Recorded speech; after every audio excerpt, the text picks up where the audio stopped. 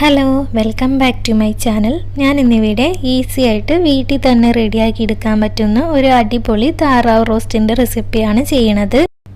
അപ്പോൾ നമുക്ക് വീഡിയോയിലേക്ക് പോവാം. അതിനുവേണ്ടി ഞാനിവിടെ 1 കിലോ താറാവിറച്ചിയാണ് എടുത്തിട്ടുള്ളത്. അത് നല്ലപോലെ ഒന്ന് ക്ലീൻ ചെയ്തെടുത്തിട്ടുണ്ട്. ഇനി ഇതൊന്ന് പ്രഷർ കുക്ക് ചെയ്തെടുക്കണം. അതിനുവേണ്ടി ഞാനിതൊരു കുക്കറിലേക്ക് ഇട്ട് കൊടുത്തിട്ടുണ്ട്. ഇനി അതിലേക്ക് മസാലപ്പൊടികൾ ചേർത്ത് കൊടുക്കാം. 1 ടീസ്പൂണോളം മുളക് പൊടി ചേർത്ത് കൊടുക്കാം. ഇനി അതിലേക്ക് 1 ടീസ്പൂൺ ഗരം മസാല, 1/2 ടീസ്പൂൺ മഞ്ഞൾപ്പൊടി, 1 ടീസ്പൂൺ കുരുമുളക് പൊടി, 1 ടേബിൾ സ്പൂൺ മല്ലിപ്പൊടി. ഇനി അതിലേക്ക് ആവശ്യത്തിനുള്ള ഉപ്പ് ചേർത്ത് കൊടുക്കാം. ഇനി അതിലേക്ക് 1 ടീസ്പൂണോളം നാരങ്ങാനീര് ചേർത്ത് കൊടുക്കുന്നുണ്ട്. അതല്ലെങ്കിൽ വിനാഗിരി ചേർത്ത് കൊടുത്താലും മതി. ഇനി ഇതെല്ലാം കൂടി നല്ലപോലെ ഒന്ന് മിക്സ് ചെയ്തെടുക്കണം. ഇപ്പോൾ മസാലയൊക്കെ നല്ലപോലെ മിക്സ് ചെയ്തെടുത്തിട്ടുണ്ട്. ഇനി ഇതിലേക്ക് 1/2 കപ്പ് വെള്ളം കൂടി ചേർത്ത് കൊടുക്കുന്നുണ്ട്. ഇനി ഇതൊന്ന് അടച്ചു വെച്ച് മീഡിയം ഫ്ലെയിമിൽ ഒരു 2 വിസിൽ വന്ന വരെ ഒന്ന് വേവിച്ചെടുക്കാം. നാടൻ താറാവാണെങ്കിൽ വേവ് കൂടുതലായിരിക്കും. അപ്പോൾ അതും കുക്കറിൻ്റെ വലിപ്പം അനുസരിച്ചിട്ടാണ് വേവിച്ചെടുക്കേണ്ടത്.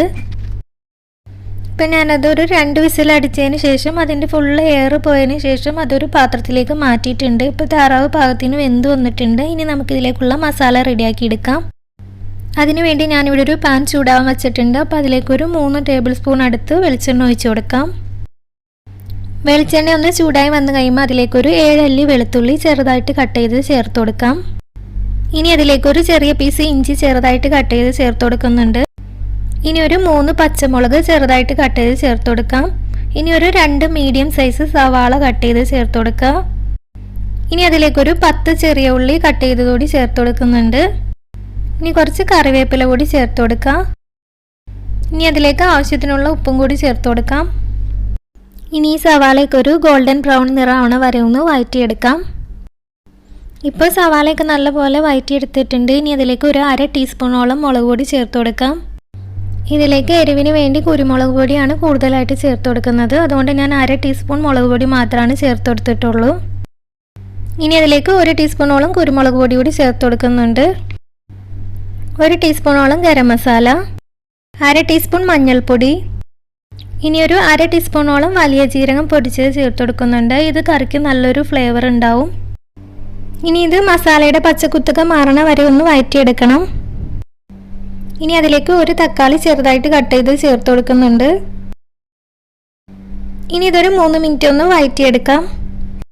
ഇനി അതിലേക്ക് നേരത്തെ വേവിച്ച് വെച്ചിട്ടുള്ള താറാവിറച്ചി അതിൻ്റെ വെള്ളത്തോടു കൂടി ചേർത്ത് കൊടുക്കാം. എന്നിട്ടിത് നല്ലപോലെ ഒന്ന് മിക്സ് ചെയ്തെടുക്കണം. ഈ മസാലയൊക്കെ ഇറച്ചിയിൽ നല്ലപോലെ പിടിച്ചു വന്ന രീതിയിൽ നല്ലപോലെ മിക്സ് ചെയ്തെടുക്കാം. ഇപ്പോൾ ഇത് നല്ലപോലെ മിക്സ് ചെയ്തെടുത്തിട്ടുണ്ട്. ഇനി നമുക്കിത് മീഡിയം ഫ്ലെയിമിൽ വെച്ചിട്ട് ഈ മസാലയൊക്കെ ഒന്ന് കുറുകി വന്ന വരെ ഒന്ന് വെയിറ്റ് ചെയ്യാം. ഇപ്പോൾ കറിയൊക്കെ ഒന്ന് കുറുകി എണ്ണയൊക്കെ ഒന്ന് തെളിഞ്ഞു തുടങ്ങിയിട്ടുണ്ട്. ഇത് നല്ലപോലെ ഒന്ന് ഇളക്കിയിട്ട് കൊടുക്കാം. കറിയായിട്ട് ഉപയോഗിക്കാനാണെങ്കിൽ ഈ ഒരു പാകത്തിന് എടുക്കാവുന്നതാണ്. റോസ്റ്റാക്കി എടുക്കാനായിട്ട് ഈ വെള്ളം കുറച്ചുകൂടി ഒന്ന് പറ്റി മസാലയൊക്കെ ഒന്നുകൂടി കുറുകി വരണം. ഇപ്പോൾ വെള്ളമൊക്കെ നല്ല പോലെ പറ്റി മസാലയൊക്കെ ഒന്ന് റെഡിയായി വന്നിട്ടുണ്ട്. ഇപ്പം നമ്മുടെ താറാവ് റോസ്റ്റ് റെഡി ആയിട്ടുണ്ട്. ഇത് എല്ലാ മെയിൻ ഡിഷുകളുടെയും കൂടെ സൈഡ് ഡിഷായിട്ട് നല്ലൊരു കോമ്പിനേഷനാണ്. അപ്പോൾ ഈ രീതിയിൽ ട്രൈ ചെയ്യാത്തവരുണ്ടെങ്കിൽ ഒന്ന് ട്രൈ ചെയ്ത് നോക്കുക. എൻ്റെ വീഡിയോ ഇഷ്ടമാണെങ്കിൽ ലൈക്ക് ചെയ്യാനും പുതിയ വ്യൂവേഴ്സ് ആണെങ്കിൽ സബ്സ്ക്രൈബ് ചെയ്യാനും മറക്കരുത്.